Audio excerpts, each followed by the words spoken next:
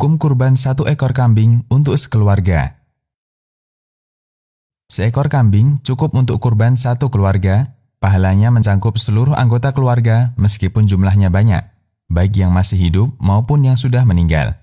Sebagaimana ditunjukkan dalam hadis dari Abu Ayyub radhiyallahu anhu yang mengatakan, pada masa Rasulullah Shallallahu alaihi wasallam, seorang suami menyembelih seekor kambing sebagai kurban bagi dirinya dan keluarganya. Hadis riwayat Tirmidzi. Oleh karena itu, tidak selayaknya seseorang mengkhususkan kurban untuk salah satu anggota keluarganya tertentu. Misalnya, kurban tahun ini untuk bapaknya, tahun depan untuk ibunya, tahun berikutnya untuk anak pertama, dan seterusnya. Sesungguhnya, karunia dan kemurahan Allah sangat luas, maka tidak perlu dibatasi.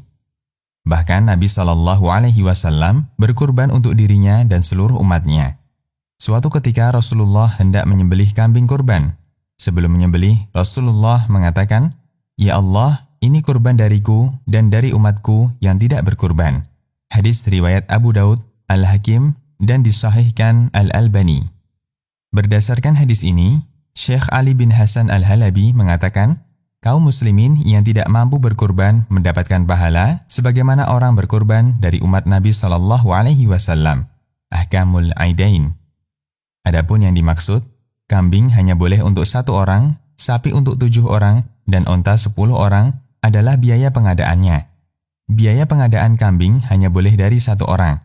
Biaya pengadaan sapi hanya boleh dari maksimal 7 orang, dan kurban unta hanya boleh dari maksimal 10 orang. Allahu a'lam. Batasan anggota keluarga yang tercakup dalam pahala berkurban. Siapa saja anggota keluarga yang tercakup dalam kegiatan berkurban seekor kambing? Ulama berselisih pendapat tentang batasan anggota keluarga yang mencukupi 1 hewan kurban. Pertama, masih dianggap anggota keluarga jika terpenuhi 3 hal. Tinggal bersama, ada hubungan kekerabatan, dan sahibul kurban menanggung nafkah semuanya. Ini adalah pendapat mazhab Maliki, sebagaimana yang ditegaskan dalam At-Taj' wa Iklil, salah satu kitab mazhab Maliki. Kedua, semua orang yang berhak mendapatkan nafkah sahibul kurban. Ini adalah pendapat ulama mutaakhir atau kontemporer di madhab Syafi'i. Ketiga, semua orang yang tinggal serumah dengan sahibul kurban, meskipun bukan kerabatnya.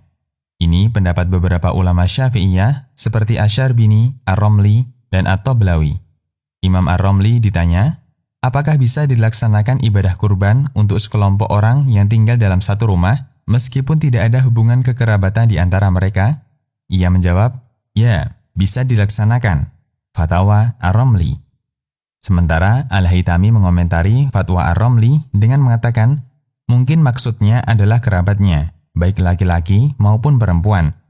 Bisa juga yang dimaksud dengan Ahlul Bait atau keluarga di sini adalah semua orang yang mendapatkan nafkah dari 1 orang, meskipun ada orang yang aslinya tidak wajib dinafkahi. Sementara perkataan sahabat Abu Ayyub, seorang suami menyembelih seekor kambing sebagai kurban bagi dirinya dan keluarganya, memungkinkan untuk dipahami dengan 2 makna tersebut. Bisa juga dipahami sebagaimana dzahir hadis, yaitu setiap orang yang tinggal dalam satu rumah, interaksi mereka jadi satu, meskipun tidak ada hubungan kekerabatan. Ini merupakan pendapat sebagian ulama, akan tetapi terlalu jauh dari kebenaran. Tuhfatul Muhtaj. Kesimpulannya, sebatas tinggal dalam satu rumah, tidak bisa dikatakan sebagai ahli bait atau keluarga. Batasan yang mungkin lebih tepat adalah batasan yang diberikan ulama madhab Maliki. Sekelompok orang bisa tercakup ahlul bait atau keluarga kurban jika terpenuhi 3 syarat. Tinggal bersama, ada hubungan kekerabatan, dan tanggungan nafkah mereka sama dari kepala keluarga. Demikian, Allahu a'lam.